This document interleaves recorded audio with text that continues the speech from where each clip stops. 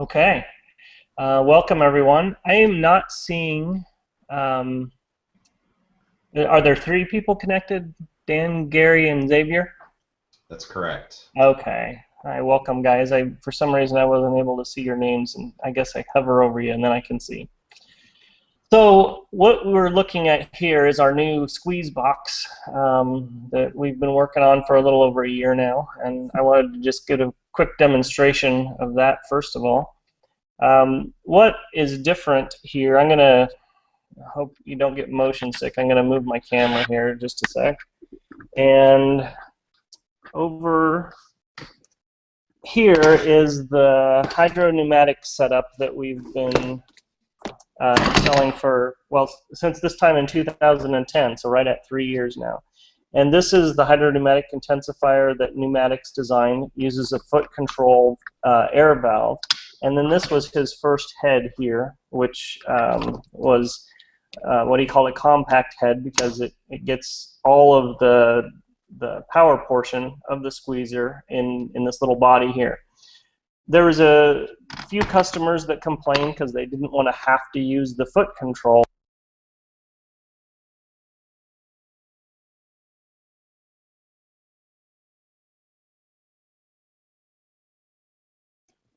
It just muted me for some reason. Did you hear what I said up to this point?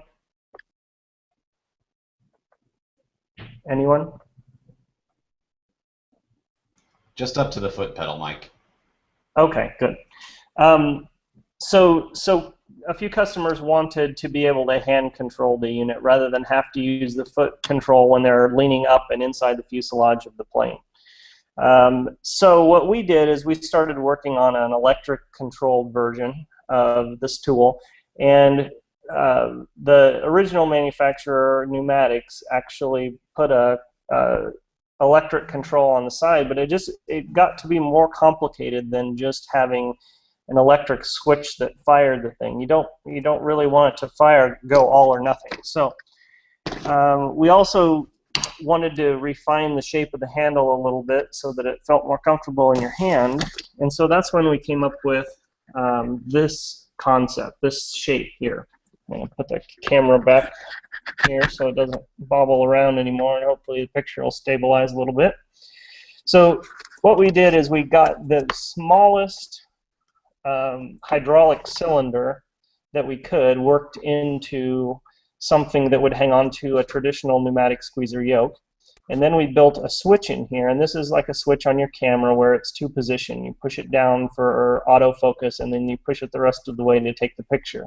What this one does is, I will plug it in so you can see here, there's a double locking hydraulic connector and then an electric switch as well. I'm going to reach across here, plug in the air to the Squeezebox. So what it does is when you push on the switch, it fires a solenoid and brings the ram up to the rivet. And then the second push of the switch gives it a full compression. So here I'm going to put a rivet in, and I'm going to leave the camera, well, maybe I can come up here and do it so I can get my fingers out of the way. So the first compression goes up to the rivet, but it won't squeeze it. And then the second compression squeezes it flat. Now, this particular Squeezebox has a little bit of air in there. I need to bleed it again so it doesn't give the full force, but that's the concept of it, and we're just tickled with the way that it works. So moving the camera again, well, I'm on the tripod, I'll stop for a second and show you. This is another power attachment for the end of it, where you can plug the hydraulic connector on here, and you can use this pop rivet puller with the same box, the same power supply. And then we also have a foot control if you do want to use the Squeezebox with a foot control, and this is the same two-stage trigger press where you get one stage and then a second.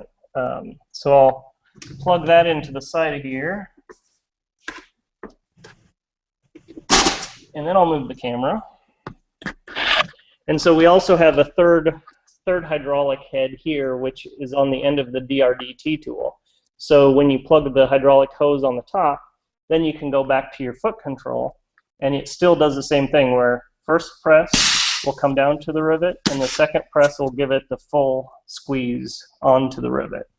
Now this squeeze box I have taken apart and flipped upside down so you can see what's in it.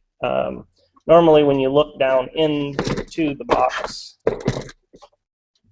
bear with me, you'll just see this platform here, and then other pieces of the tool can be rested on top of here, or you can put, or ultimately you can put the tray in the top, and that's where all the tools are stored. So, but I wanted to be able to show you that this is the same intensifier here as the original foot controlled version. And then what we're doing is we're running it through a series of pressure valves and solenoid control valves that causes that 2 stages of pressure. So we're pretty excited about it. We're excited that it's finally to the operational status, and we're excited that we're going to be starting to ship them out. Showing you the end of the box here, we have a slot where the hose goes. So when you're done using it, you can actually take the hydraulic hose, pull it up through the slot, spin it around, and lay it on that platform that I showed. And then there is a plug-in for the foot control and a plug-in for the hand control, so you can use them simultaneously if you want. And then there's a charging jack that plugs in with a wall cube into the wall to charge the battery that's down here in the corner. So you can use it completely not plugged into the wall, I guess I should say. Or if you happen to deplete the battery, then you can use it that way as well. So that's our new squeeze box, and we're excited to, like I said, excited to display that and start talking about that a little more than just the blog that we've had up there. Hey, Mike, I think you're muted again. Great. How long ago did I mute myself? Just 2 seconds. Okay. I think we're solid. So I guess that's what I wanted to explain about the new squeeze box. Is there anybody that has any questions about that before we go on? So if anybody has questions, and you, I think Gary's the only one who's not muted. So there is a red microphone. If you're on the desktop, there's a red microphone in the upper right-hand corner of your Hangout screen. If it's showing red, that means that you are muted, and you can click that to unmute yourself, or you are free to use the chat window. Click on the left, on the blue icon on the left-hand side that says chat, and you can chat, type in a question, and we'll answer it. I'm going to start the benchtop cam here too. One thing I failed to mention is on the pop rivet puller, we have designed, this is a 3D printed prototype of a switch that we have designed for this. And so this ultimately will have a push button control as well, a single stage push button. So I mean, you don't need to halfway pull a pop rivet.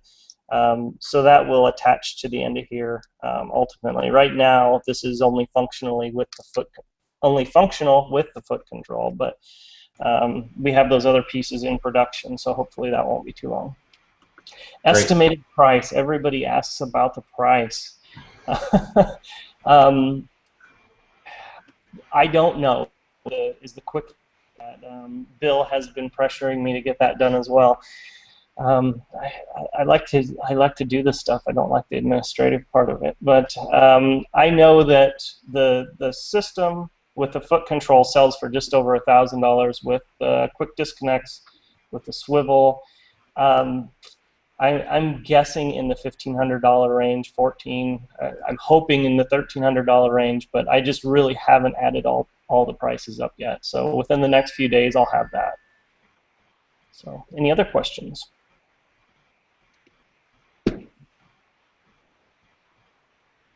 Okay. And I know Gary had some questions about, okay, Xavier has another one. Gary has some questions about countersinking too, so we'll get to that next. Benefits over standard squeezer other than the weight. Well, the weight is the huge one, obviously. This weighs I don't have the details on the top of my head, but just over a pound, I believe, for the C yoke head, versus the about 6 pounds for the standard pneumatic squeezer. The way we design the box is so we have the hydraulic hose coming out of one end while we have the air going in the other end.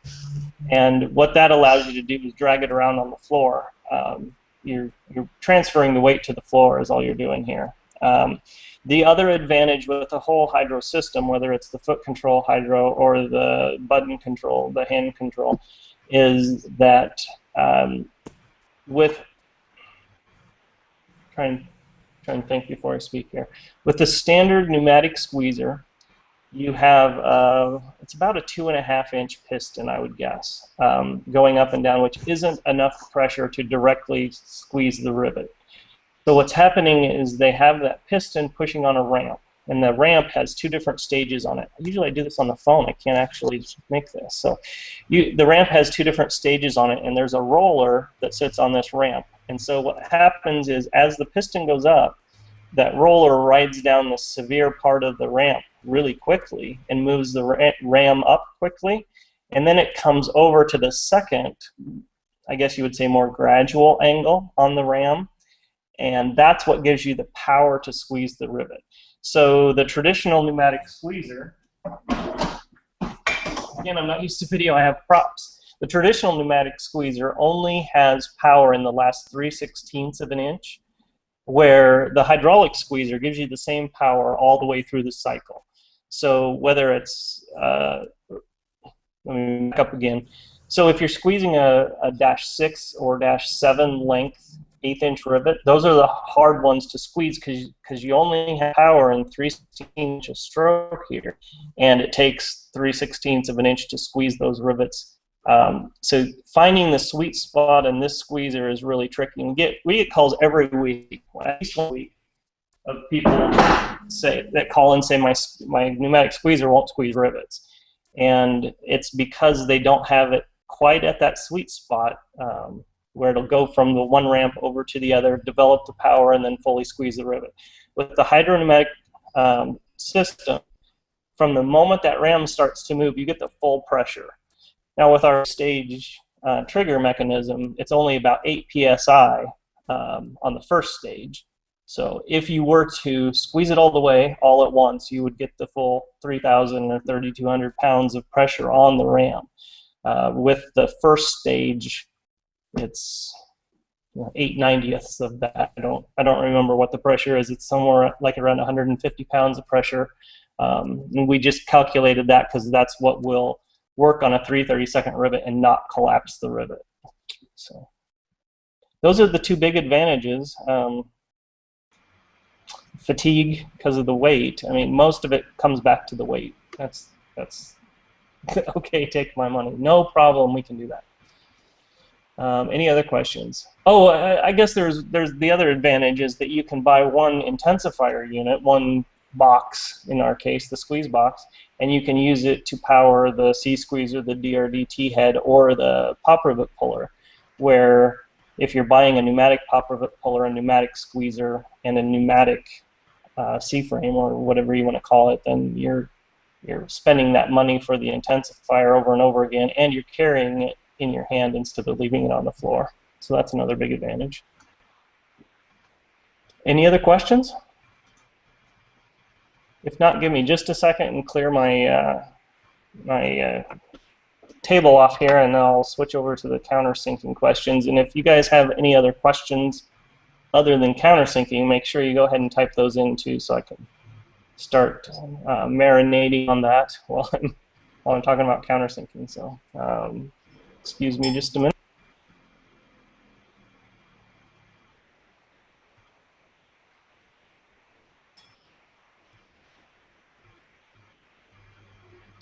Hey, Mike, I think you're muted again. Dan, it looks like you're clicking on possibly the wrong mute button. If you're trying to speak, I'm not quite sure what device you're on, but if you are on a desktop, there's a microphone in the upper right-hand corner of your screen that should toggle your mute for your microphone. But if you're muting the video, if it's a mute button over the video icon of Mike, then you're muting his audio.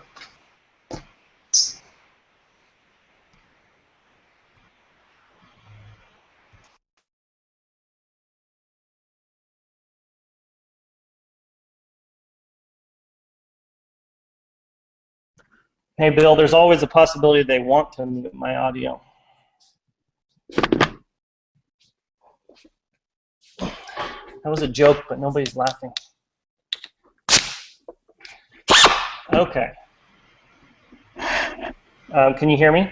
Yep. Okay. All right. Let's tackle the countersinking question first.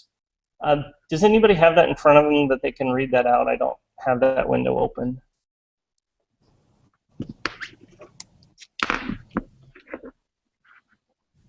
Yep, give me just 1 second here. Oh, I got it now. When countersinking with a cutter, what speed is optimum for best results and minimal chatter? Slow, fast, or somewhere in between? Okay. And what I wanted to talk about first is the types of countersink cutter. I did find a webcam that would autofocus so I can get better shots this time than on the last webinar. So this is a standard 3-flute cutter, and you have 3 cutting flutes around here. This is what you see most of the time. It's what's in our toolkit. It's what's in most aircraft factories. And what happens when you're using this, it's supposed to autofocus. What happens when you're using this is it's always bouncing around and trying to decide which of those 3 flutes to cut on. So the best way to use a cutter like this is to put a lot of pressure on it and turn it fairly slow. It gives you the best non-chattering results. And the reason for that is putting a lot of pressure on it and turning it slow forces all three cutting flutes to dig into the material. The other type of cutter, and this is what I really prefer. Come on, you can do it.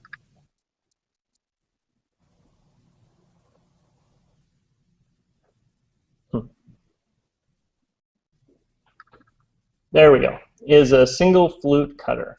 And what this has is it has a hole that's drilled through the countersink and it intersects with the pilot. It makes these cutters a little bit more delicate because you're actually cutting away about half of that pilot. So you kind of got to be careful with the side load on these. But since there's only one cutting edge, it's always in the material and it leaves a really nice countersink. So there's a couple ways you can slow down your tool. First of all, you can just do it with the trigger and go slow. A lot of times with countersinking, I'll use a cordless electric drill because they do go slower, and that's one less thing I have to change in my countersink or in my drill. Or you can also put a airflow regulator here at the base of the, or you could turn your pressure down, but I almost never do that. So let me see if I can get a decent angle here. And I just prepared a little sample with some holes in it. And again, you want to go slow, but with a single flute cutter, you want to not put very much pressure on it and just let it do the cutting until that bottoms out. I didn't make any attempt to adjust any of the depth or anything, but you can see in the bottom of this, I hope. I need to move this so it looks like what I'm looking at.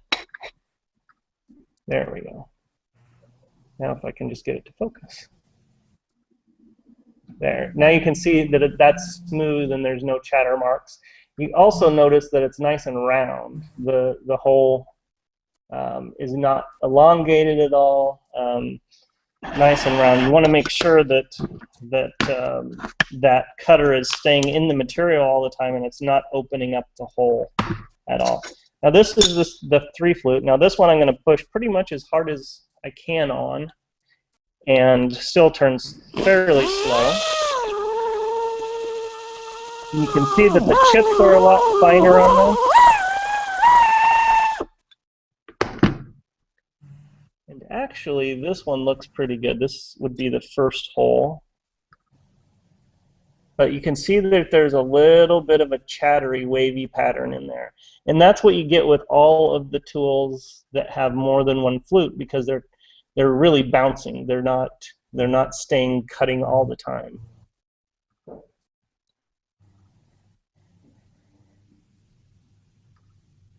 Bear with me, I try and learn how to do this. I don't know how dentists work in mirrors all the time. That just baffles my mind. Okay, well, I can't get a better picture of that. There is some chatter in the bottom of that, more than the first one. Does that answer your question? You can unmute yourself. Yep, thank you. That does answer. Okay, now let me switch over to the edge deburring question. The edge deburring question was one. Again, this is from memory, so correct me if I'm wrong, but one of the questions was about the V-bit on the deburring tool, and if that's satisfactory. I have a few props for that as well. I just happened to notice as I picked up this stack of sample material that Van's punched out for us, and you can see this line right across here. That line is the little nubs that their CNC punch press. When they punch this, they use a cutter that's maybe 2 inches long or so, and it leaves a nub. Now, with that in mind, we used to love this V-bit. We used to use them all the time when all the parts were sheared. When you did a kit that the parts were sheared, or you're shearing parts yourself. There we go. And what happens is you shear the part, and there's none of those nubs on the side. So what you can do is you can take this tool and you can just run along the surface, and it just peels off a little bit on each side. And usually run along twice, and everything's nice and smooth. It's really all you need to do, with the exception of maybe just hit it with a little piece of Scotch-Brite like that, just to take anything else off, and you're done. Now with these parts, and I wanted to show them in a stack because it's hard to see the nub if it's not in a stack, but what happens on all your ribs, all your skins now, is you'll be dragging this along, and it'll hit that nub and stop and catch, and then it jumps on you. So if you're going to do one of the new pre-punched kits, which sounds like you are, then you want to take a file first, and you just go along here like a wood plane on wood, and just knock off those nubs first. And then you can come back here and you can use that, and it works fine. You can certainly feel the difference in the way it works. And then again, Scotch-Brite the side of it. And that's really all the edge deburr that you need to do. I still like using the wheels, which go on the grinder, and then you can just pass this piece in front of it. It's much faster than this, but there's, different people like to do different ways. I'm also going to show you the bit that we normally use in this, where this is the V-bit is an option, but this is the bit that comes with the tool, and it's a hooked bit, and you can run along each edge. The advantage of this is you can do it at different angles, so it really rounds the edge of the piece more than you would get with the V-bit. The V-bit, you get more of a 45. So here you can do it at a very light angle, a 45, and then a pretty severe angle. And then again, Scotch-Brite, just to take any extras off of there. This tool is also useful to get down into tight places like this, where you can clean the burr out of an area like this, or out of the inside corner between two tabs. And it works in any hole that's about 3/16 or bigger. You can just roll it around the hole, so it works great for lightning holes and things like that, as well as along edges. So this is the most versatile way you'll use this tool, but this has the same problem. I just noticed when I drug this down here that the Van's punch marks makes the tool jump, and then it makes the tool dig in. So before you would do that on here, you would just take a couple swipes, knock those off, and then this works smoothly. So like you can see, with multiple tools and going back and forth, it's just so much easier on most surfaces to just run them along the wheel, both directions, and you're done. This part would take maybe 20 seconds to deburr on the deburring wheel. Any other questions? And first of all, Gary, does that answer your question? That does. Thank you. Okay. Did you come up with any more while we were showing you that? Not at this point. Again, as I said before, it's just since I'm kind of new to the process here, and I'm just trying to absorb as much information as I can. And since I haven't started the build process yet, I don't know what I don't know at this point. Sure. So, you know, as I get further into it, I think I'll certainly have a lot more questions. Right. Well, yeah, and anything you come up with, don't hesitate to ask, because you know, you're the 1,000th person who's asked, not the first. So, does anybody else have any other questions? I don't see any in the chat box.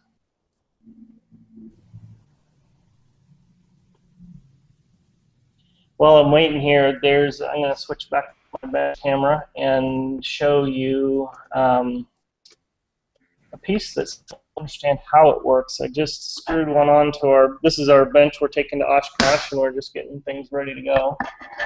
Stretch across here to the other side. This is the tight fit dimpling fixture. Let me get around to the other side here. But when you get into a tight, I can't even see what I'm doing now on the screen, but when you get into a tight place like this, you can't physically get a squeezer jaw or even a dimple die in there to dimple it. Let me run and get a couple of tools a second. So you mount that to the edge of your bench, and then you use your standard nail die out of your dimple die set for 3/30 seconds on one end, and it's a pop rivet on the other end. So if you are going to use a pop rivet, you would just see if I can, yeah, that's all in the frame.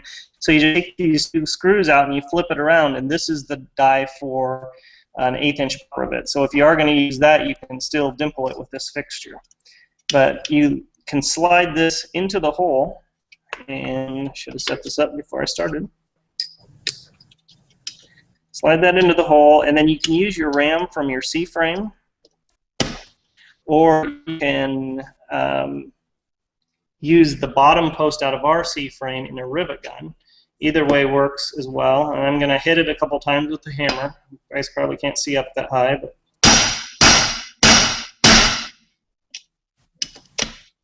I don't have a big enough hammer. But that gives you just as good of a dimple. That's not quite hard enough yet, but you get the idea. That gives you just as good of a dimple in that end of the control surface ribs as you would get with a regular squeezer and dimple die. So for those last 4 holes on each rib on each control surface, that's a pretty handy tool to have. And a lot of people don't understand that until they get to that point where they need to do that function, and then go, oh, okay, I know what that's for, now I'll order that. So little heads up there. I don't see any other questions. Mike, I've got another question for you. This is Gary. Okay. The different types of dies, there's, I guess, a standard dimple die, and then there's a die used for fuel tanks, and then I just saw something recently about a substructure die. Is that, I'm not sure if I'm using the proper terminology there. It is, and I think that we've been selling all of those for years and years, and they've been becoming more popular, but I don't think we've been doing a good job explaining where you need each one of those. I'm wanting to get something to show you, but the difference is maybe this will work. Yeah, this will work. Let me switch cameras again. The two sheets, when you got to learn how to make this focus on what I want it to focus on. There we go. The two sheets, when you put them together, there'll be a slight gap in between them. And this is if you use the same die on the top skin and on the substructure. Now, this has been the standard method for years, for decades, and there's nothing wrong with doing it this way. But what happens is when you rivet the two pieces together, everything becomes plastic and smushes together, and you end up with, everything's backwards, sorry. You end up with a seam that's all mashed together like this, and it works. However, if you really want to nitpick, you can use substructure dies that are 11 thousandths deeper on the bottom skin and regular dies on the top skin. And then when you put the two pieces together, they nest perfectly. It's like when you put two coffee cups together. They don't go all the way together because they're the same size. So the substructure dies, it turns out that it's an 11 thousandths gap, so we made a set of dies 11 thousandths of an inch deeper for that. With the tank dies are a different story altogether. When you have Pro Seal underneath the rivet head, which you want, to keep it from leaking, you can't get it all out. When you set the rivet, it just won't all squeeze out of there, and you end up with the rivet sitting about 7 thousandths of an inch high because of that Pro Seal between the skin and the rivet head. And so we made the tank dies to use on the skins of the tank only, and they're 7 thousandths of an inch deeper. So that if you didn't have the Pro Seal there, the rivets would sit too low by 7 thousandths of an inch. But with the Pro Seal, they come out exactly flush, just like regular dies do with no Pro Seal. So that's the function of the tank dies, is to allow that Pro Seal underneath there. Now, if you had just the tank dies, you would use the tank dies on tank skin and on the tank substructure, or all the ribs of the tank. If you have the tank dies and the substructure dies are closer to what you need for the tank ribs, because they're 11 thousandths deeper. There would be a fourth set of dies you'd need if you wanted substructure tank dies, but we don't even get into that. So you have the substructure dies, you use them on the entire substructure of the airplane. If you have the tank dies, you use them on the tank skins, and if you don't have the substructure dies, you would use the tank dies on the tank substructure as well. And then for the rest of the airplane, you would use the normal dies on the skin and the substructure dies on the substructure only. So another good way to think of it is you do all the skins on the C-frame or the DRDT tool, and you do all the substructure on the squeezer or with the squeezer. So pretty much one gets used in one and one gets used in the other. I don't feel like that was clear. Did that make any sense at all? No, it made perfect sense. Thank you.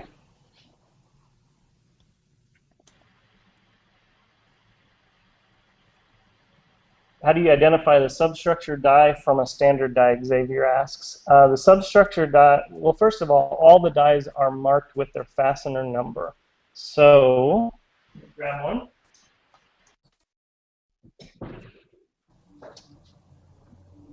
This is a 3/32 die. Well, you can kind of see it. It says 4263 on there as you roll it around. The tank says 4263T, and the substructure says 426SS, as in substructure. I don't trust myself enough, and I take usually a Sharpie marker, and I will mark the entire body, the outside of the die, with like a red marker for the tank and a blue marker for the substructure. And that way I don't mess up. And it's mostly important to not mess up if you get like the male of one die with a female of the other, because that just makes a mess. They just don't fit at all. So that's how you can tell, and that's how you can keep them straight. I've seen people color them with fingernail polish or whatever too. If for some reason they fall off the table, you mean so you can't keep track of which one's which? Is that what you're asking?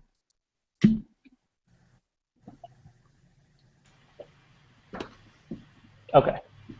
And we've thought about, when we machine these, I've thought about scoring a mark all the way around. So they are a bit different, but we just haven't changed our CNC programs to do that yet. Won't let you unmute the mic, huh? I don't know what the problem with that would be.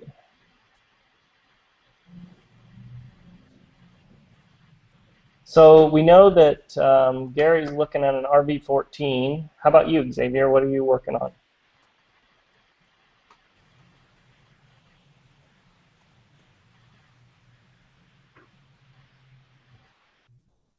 Looks like he's... Now it lets me do it. I just unmuted you from my end. I don't know why. Working on the RV7. Great. What stage are you at? I got the empennage complete. I've been working on the wings. Great. And do you have any other questions, or are you just happily typing them in? No, none that I could think of right now. Okay. Dan, what are you working on? I can't remember.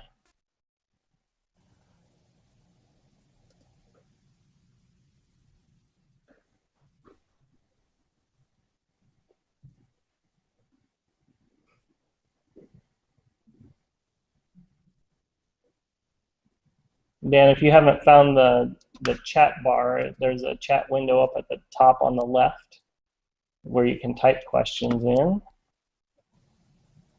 And I unmuted you as well, so we should be able to hear you.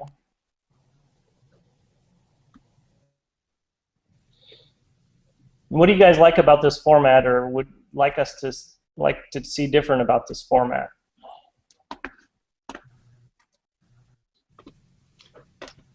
I think it works good. I don't know if are you able to advertise on your website? I don't know how easy that is to, or difficult it is to change and put an advertisement on there about these chats just to get a little bit more participation. We are, and we plan to do that. We're just kind of trying to get our feet wet and make it a small group that's manageable at the beginning. So I think, I'm not sure how Bill advertised this time. Are you on, Bill? Yeah, so we posted just on the social media channels and through the newsletter. So I think last time we may have posted on Vans Air Force, but you're right, Gary, we definitely want to post on the website. There are some technical limitations with using the Google Plus Hangouts, like the limit of 10 people in the live interactive session, which is kind of detriment, but I understand from a bandwidth perspective why Google doesn't allow an open fire hose, so to speak, of folks in these deals. So that's a great recommendation. I think next month, if we're not too worn out from the heat in Oshkosh, we'll probably try and make it happen. Yeah, it's a neat way to do this. It's neat that technology has come this far that we're able to do this. So I'm hoping with more participation we'll get more questions, and that'll just be good for everyone.